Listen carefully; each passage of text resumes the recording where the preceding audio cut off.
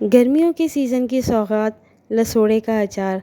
दाल हो, चावल हो, खिचड़ी हो, तो आलू की तहारी हो, हर चीज़ के साथ बेस्ट कॉम्बिनेशन है लसोड़े का अचार। अस्सलाम वालेकुम everyone, welcome back to Tummylicious kitchen. क्या आप भी मेरी तरह लसोड़े का अचार बनाना चाहते हैं लेकिन धूप की कमी की वजह से नहीं बना पाते? तो चलिए आज हम इस नई रेसिपी को फॉलो करते हुए अचार बनाएंगे, वो भी बिना धूप के। तो चलिए जी किचन की तरफ चलते हैं। तो जी शुरू करती हूँ अल्लाह ताला के बाबरकत नाम से, जो बहुत मेहरबान नहायत रहम करने वाला है। यहाँ मैंने ले लिए हैं 1 किलो लसोड़े हैं, जिनको कि मैंने बहुत अच्छे तरीके से वॉश कर लिया है। इसकी डस्ट और जो इसके ऊपर लेस लगा होता है वो सब कुछ साफ़ कर दिया है। साफ़ करके मैंने इसको ड्राई कर लिया है अच्छी तरीके से। और अब मैं इसके कैप्स उतारूँगी। कैप्स के साथ ही वॉश करना है, कैप्स उतार के वॉश नहीं करना, क्योंकि फिर इसके अंदर पानी चला जाएगा और हम इसमें पानी बिल्कुल भी नहीं चाहते, बिल्कुल भी नमी नहीं होनी चाहिए। इसीलिए मैंने इसको पहले वॉश कर लिया है। वॉश करने के बाद मैंने इसको थोड़ी देर के लिए स्ट्रेनर में रखा था, ताकि इसका सारा पानी स्ट्रेन हो जाए, इसमें पानी ना रहे। और उसके बाद मैंने इसको एक साफ़ कपड़े से अच्छी तरीके से पोंछ भी लिया था। तो बस अब मैं इसके सारे कैप्स रिमूव कर दूँगी, ताकि हम इसको फ़र्दर प्रोसेस करें।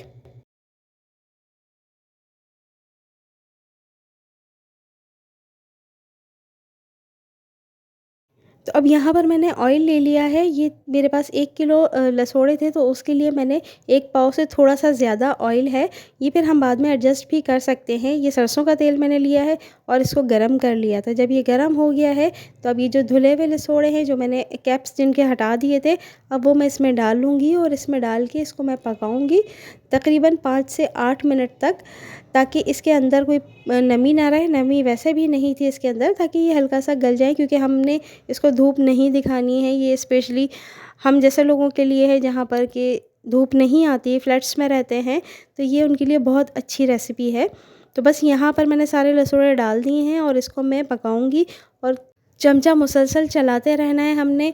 इसके लिए आप लकड़ी का चमचा यूज़ करें या स्पैचुला यूज़ करें। इसमें स्टील का चमचा आपने बिल्कुल भी यूज़ नहीं करना है।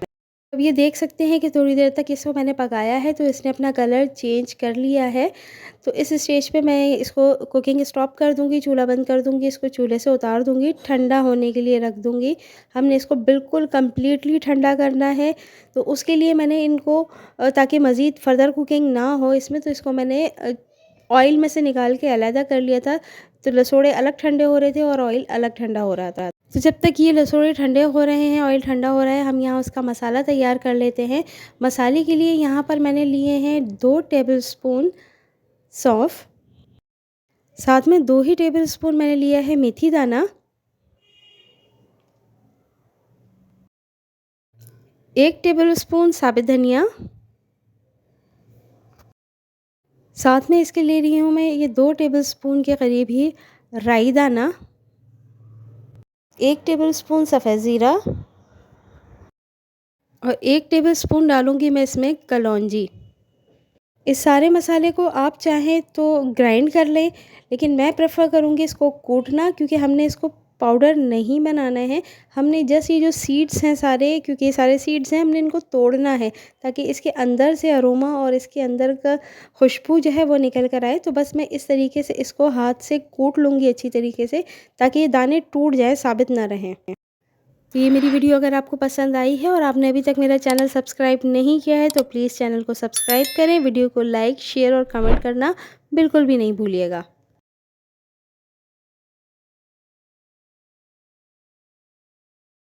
तो अब मैंने ये सारे मसाले कूट लिए हैं बहुत अच्छी तरीके से। ये दरदरे से हैं, ये बिल्कुल पाउडर नहीं है और बिल्कुल साबित भी नहीं है। तो बस ये मैंने कूट लिए हैं। अब इसके अंदर मैं मज़ीद मसाले इसके ऐड करूँगी।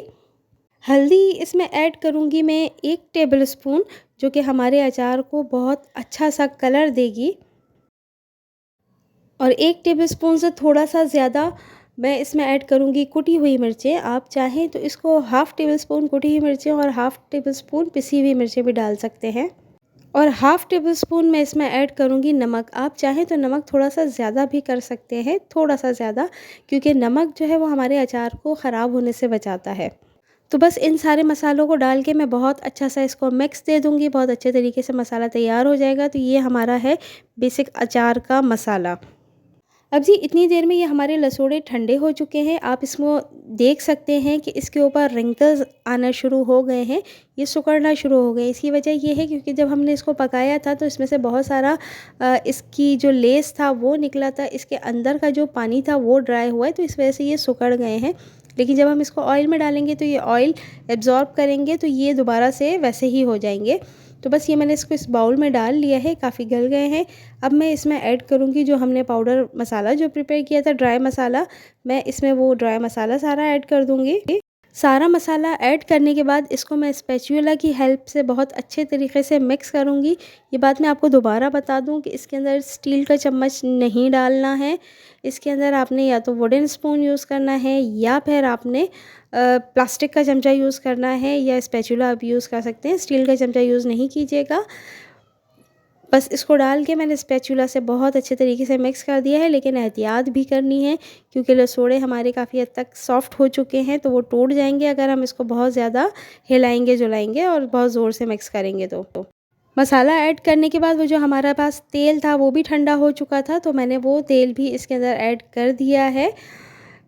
तो ये तेल भी डाल दिया है, तेल मिक्स हो गया है। अब ये हमारा अचार बिल्कुल रेडी है, इसके अंदर किसी चीज़ की अब कमी नहीं है, तकरीबन तैयार हो चुका है ये।